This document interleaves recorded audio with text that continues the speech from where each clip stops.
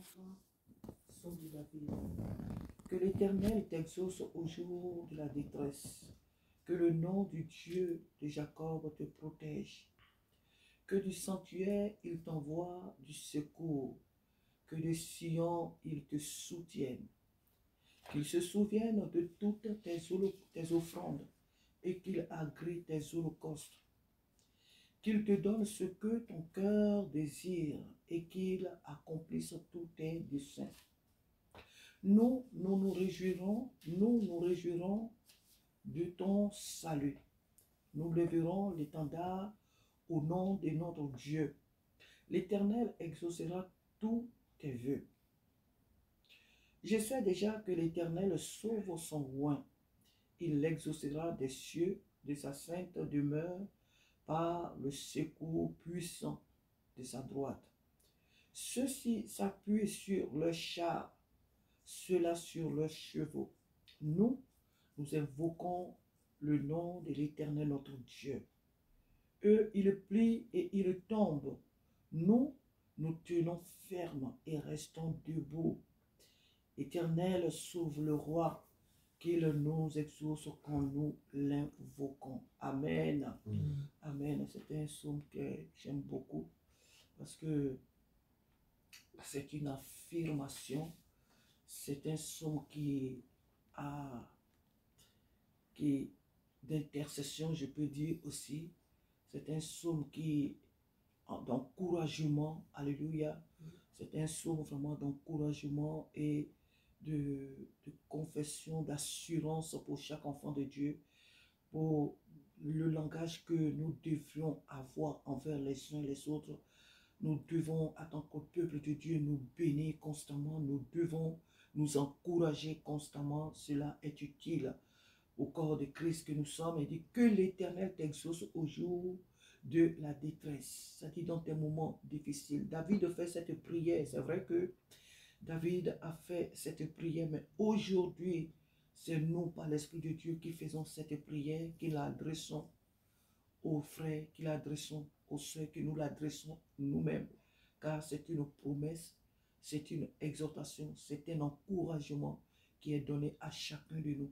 Il dit que l'Éternel t'exauce au jour de la détresse, dans tes moments difficiles, c'est ce qui est la détresse, dans tes moments de lutte, dans tes moments de combat, que le nom du Dieu de Jacob te protège. Le nom, je dis Jésus-Christ, au milieu des tourments, au milieu des problèmes, au milieu des attaques, c'est par le nom de Jésus que nous avons la victoire. C'est par le nom puissant de Jésus-Christ que nous chassons les démons, que nous renversons les forteresses. Ce n'est pas par notre intelligence, ce n'est ni par notre force, ce n'est ni par le nom de quelqu'un d'autre, ni d'aucun prophète, mais le nom de l'Éternel seul nous protège. Quand nous l'invoquons, quand nous l'appelons en son nom, nous sommes délivrés, nous sommes protégés. Il dit que du sanctuaire, il t'envoie du secours, que de Sion, il te soutienne. Alléluia. Que du sanctuaire, il t'envoie du secours depuis son trône, depuis son siège, depuis sa base, depuis son trône, que l'Éternel t'envoie du secours. Que l'Éternel envoie du secours à son enfant. Que l'Éternel envoie du secours à cette maison. Que l'Éternel envoie du secours à son peuple que nous sommes. Qu'il nous exauce, qu'il nous soutienne. Alléluia. Le monde que nous vivons, nous voyons beaucoup de choses. En tant que l'Église, nous voyons beaucoup de choses, nous traversons beaucoup de choses. Il faut que la main de l'Éternel nous soutienne. Nous ne serons pas soutenus par les hommes, nous ne serons pas soutenus par, même si la nourriture est la force de notre corps, mais tout ce qui peut nous soutenir, c'est-à-dire nous aider à continuer la marche chrétienne, à rester fidèles au Seigneur, à rester attachés au Seigneur, ce n'est que la présence de Dieu, ce n'est que la main de Dieu, ce n'est que la présence du Saint-Esprit qui peut nous aider à pouvoir continuer la marche. Il dit qu'il se souvienne. Il dit qu'il se souvienne de toutes tes offrandes et qu'il agrée tes holocaustes. Ici, tes offrandes, ça peut être les offrandes sur le plan matériel, mais il y a aussi les offrandes aussi, qui peuvent être aussi la prière, que Dieu se souvienne de tes prières, de tes temps d'intercession, de tes temps, de tes moments vraiment de prière intense, en tout cas vraiment de ta communion avec Dieu, que le Seigneur se souvienne de tes sacrifices, de tes holocaustes, de tout ce que tu fais dans la maison de Dieu pour Dieu, tout ce que tu fais pour Dieu, que le Seigneur s'en souvienne. Notre Dieu, la Bible dit, est le rémunérateur de ceux qui le cherchent. Il dit qu'il te donne ce que ton cœur désire, qu'il te donne ce que ton cœur désire et qu'il accomplisse tous tes desseins. Qu'il te donne ce que ton cœur, qu'il te donne ce que, pas tout, hein, je me suis trompé, qu'il te donne ce que ton cœur désire et qu'il accomplisse tous tes desseins. Que l'Éternel ce matin nous donne ce que nos cœurs désirent. Ce que nos cœurs désirent ne sont pas des mauvaises choses qui vont à l'encontre de la volonté de Dieu pour notre vie, pour notre destinée. Nous voulons servir Dieu premièrement. Nous voulons connaître Dieu premièrement. Nous voulons avoir une intimité réelle avec Dieu. Nous voulons connaître Jésus-Christ. Nous voulons le connaître. Pas à la manière dont, parce qu'on ne croit pas, donc non, il faut on le voit d'abord pour croire. Non. Nous voulons avoir une intimité au-delà de celle que nous avons aujourd'hui avec lui. Nous voulons avoir une intimité avec lui. Nous voulons accomplir notre destinée. Nous savons que c'est à ses pieds, comme nous l'avons vu hier et cette nuit, la nuit encore. Donc nous savons que c'est à ses pieds que nous aurons les directives. Nous connaîtrons les directives qu'il nous donne. Nous saurons ce qu'il attend de nous. Nous savons que c'est à ses pieds que nous aurons tout ce dont nous avons besoin. Alléluia. Alors, ce désir que nous avons, que l'Éternel Dieu l'agrée, que Dieu agrée notre soif de le connaître, de le servir. Ça peut être aussi notre vœu, c'est ça. Que l'Éternel agrée, qu'il nous donne ce que nos cœurs désirent et que la Bible dit qu'il nous donne ce que nos cœurs désirent et qu'il accomplisse tous nos desseins. Nous nous réjouirons de ton salut.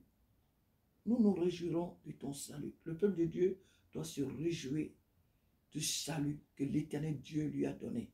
Nous devons nous réjouir du salut des âmes. Nous devons nous réjouir. Le salut, c'est quoi? Le salut, en un mot, ici, ça peut représenter aussi la réussite de quelqu'un, le progrès de quelqu'un, la victoire de quelqu'un sur une difficulté, sur un problème, la victoire de quelqu'un. Nous nous réjouirons de ton salut, nous nous réjouirons de tes victoires, nous nous réjouirons de ta crainte pour Dieu, de ton zèle pour l'œuvre de Dieu. Nous nous réjouirons en un mot de ton élévation, de ton progrès. Alléluia. Nous nous réjouirons. Et dit, nous leverons l'étendard au nom de notre Dieu. L'Éternel exaucera tous tes vœux.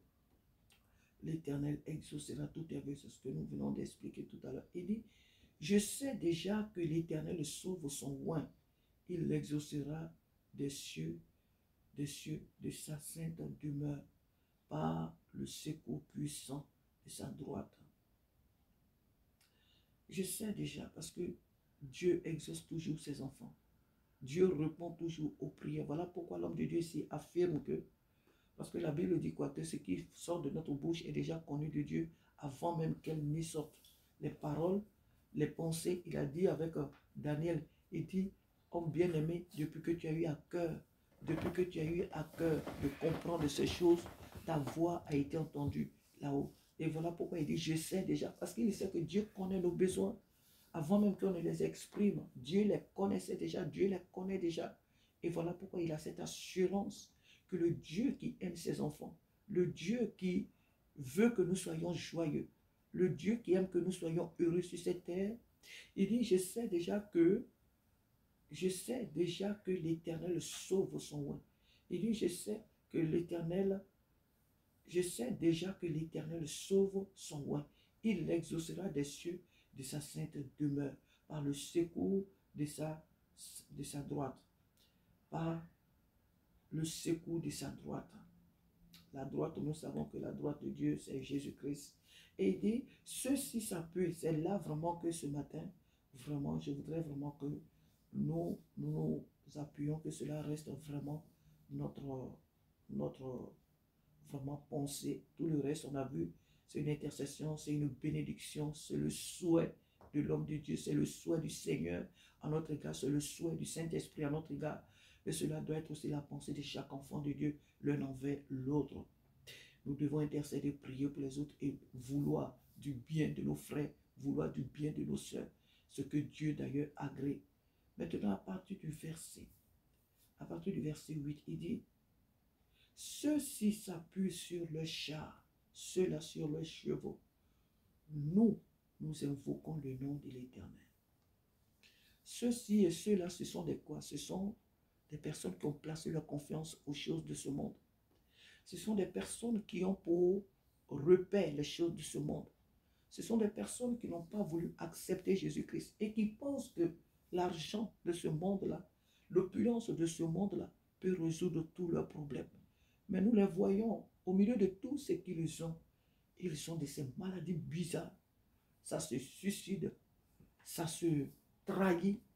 Et il y a bien beaucoup de choses que nous voyons même aux Amériques, beaucoup de choses parmi les stars, ces gens qui ont régné, qui ont fait qui ont eu tant de gloire, qui ont eu tant de gloire dans le monde, dans la musique, qui ont été des références pour des générations. Aujourd'hui, où sont-elles? Tout cet argent, certains meurent bizarrement, d'autres sont empoisonnés. Et c'est des années plus tard qu'on nous révèle que non, la mort de la personne n'était pas naturelle. Mais voilà ce que le diable offre. Des suicides, c'est ce que le diable offre. Donc ceux-ci s'appuient sur leur char, ceux-ci s'appuient sur leur char, ceux-là sur leurs chevaux. Nous ne devons pas nous appuyer sur le matériel. Nous ne devons pas nous appuyer sur des choses qui passent. Ce n'est pas que c'est mauvais. Quand une personne a de l'argent dans son compte, elle est joyeuse, elle sait que elle a de l'argent. La Bible nous parle de la femme vertueuse. Elle prépare sa maison, elle amasse des choses et en hiver, sa maison est en sécurité. La Bible nous donne même l'exemple même de la fourmi qui se prépare en été, qui fait des choses pour que pendant les temps difficiles, elle puisse être en sécurité. Donc quand tu sais que tu as l'argent et que cet argent, tu peux le prendre pour construire, pour réaliser tes choses, tu as la joie. Ce n'est pas mauvais de savoir que j'ai de l'argent, j'ai telle chose et ça te procure la joie. Donc, ce n'est pas mauvais. Dieu ne nous donne pas les biens pour dire que, oh, même si j'ai l'argent, je m'en fous. Ah, même si je... Non, c'est pour un objectif que tu es riche. C'est pour un objectif que cet argent est là. Mais c'est quand on s'appuie sur cela. Ça veut dire quoi? Quand on dépend de ces choses, quand on efface l'existence de Dieu dans notre vie pour considérer ces choses-là comme étant notre seule et unique solution à notre vie, à notre salut, alors là, voilà en quoi cela devient dangereux. Voilà en quoi cela devient dangereux. Si j'ai l'argent sur mon compte ici, je serai contente. Pourquoi? Parce que je sais que je vais prendre cet argent dessus pour m'acheter des choses, pour réaliser, pour faire beaucoup. Donc, je serai contente. Quand je n'ai pas d'argent sur mon compte, je ne suis pas contente. Donc, le bien matériel n'est pas mauvais, puisque c'est Dieu qui nous le procure. Mais il ne faut pas qu'il prenne la place que doit prendre Dieu dans notre vie. Et quand ce bien matériel-là prend la place, quand les choses de ce monde prennent la place que doit occuper Dieu, voilà ce qui devient dangereux. Ceux-ci s'appuient sur leur connaissance, on va dire, ah, je connais tel ministre, je connais tel maire, je connais tel président, j'ai une telle relation, donc je sais que dans mes temps difficiles, je peux faire ceci, je peux faire cela, je sais que, alors qu'on est enfant de Dieu. Ça, c'est le langage des gens du monde. Même si des relations sont importantes dans la vie, j'ai dit bien que tout ce qui prend la place de Dieu, voilà ce qui est mauvais. Mais on peut aussi avoir des relations, ce n'est pas mauvais. Mais il faut savoir que, en tant que peuple de Dieu, nous devons faire confiance plus au Seigneur. Nous devons considérer notre vie, notre marche, notre intimité, notre relation avec le Seigneur que les gens du monde, que les choses du monde. Donc il dit, ceux-là, ils s'appuient sur leurs chevaux, sur leurs chars. Ils ont placé leur confiance en des choses de ce monde. Et nous, que faisons-nous? Il dit sur les chevaux, nous invoquons le nom de l'Éternel, notre Dieu. Oh, alléluia. Comme nous sommes en train de faire ce matin, comme nous le faisons jour et nuit dans cette maison. Nous invoquons le nom de l'Éternel. On n'a pas besoin d'avoir de l'argent pour être debout. On n'a pas besoin, puisque ceux qui en ont meurent, puisque ceux qui en ont vont en prison, puisque ceux qui en ont sont jour et nuit à terre. Non. Nous invoquons le nom de l'Éternel parce qu'il est notre force. Le nom de l'Éternel est notre soutien. Celui qui se confie en lui ne sera jamais, jamais dans la confusion. Oh, il peut arriver qu'on tombe, mais ce nom nous donnera toujours de nous tenir debout. Amen. C'est pourquoi nous l'invoquons et nous invoquons le nom de l'Éternel, notre Dieu. Alléluia. Il dit, eux, ils plient et ils tombent. Nous tenons ferme et restons debout. Alléluia. Le nom de Jésus-Christ nous donne d'être debout. Le nom de Jésus-Christ nous rend forts. Et la Bible dit quoi? Celui qui se confie en l'Éternel, comment il fait? Il est rajeuni. Il est comme l'aigle qui s'envole. Alléluia. L'Éternel nous donne la force du buffle. Il y a plein de versets comme ça qu'on pourrait, à travers la Bible, qu'on pourrait citer. Donc, celui qui se confie en l'Éternel n'est jamais dans la confusion. Alléluia. Il n'est jamais dans la confusion. Puisque Psaume 91 encore nous dit, celui qui demeure sous l'abri du Très-Haut repose à l'ombre du Tout-Puissant. Le nom de Jésus-Christ est autour de nous, une tour forte.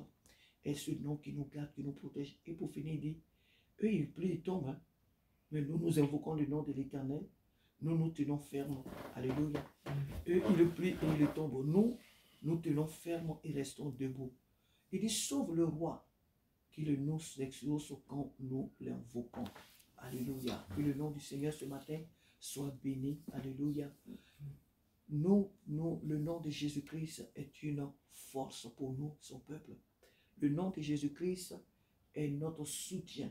La présence de Jésus-Christ dans nos vies est notre soutien. Seul le nom de Jésus-Christ nous donnera de nous tenir debout. Alléluia. Face à ce monde, que Dieu nous aide à tenir, à toujours nous accrocher vraiment à Jésus-Christ, à nous attacher fortement au Seigneur Jésus, car lui seul nous donnera d'être debout dans les temps difficiles. Que Dieu bénisse cette maison, qu'il bénisse son Église et que le Saint-Esprit nous aide vraiment à avoir vraiment cette relation sincère avec lui, car de lui vient notre force. Notre force vient de l'Éternel. Là où les autres tombent, nous restons debout parce que nous sommes en Jésus-Christ. Amen. Alléluia. Alléluia. Merci.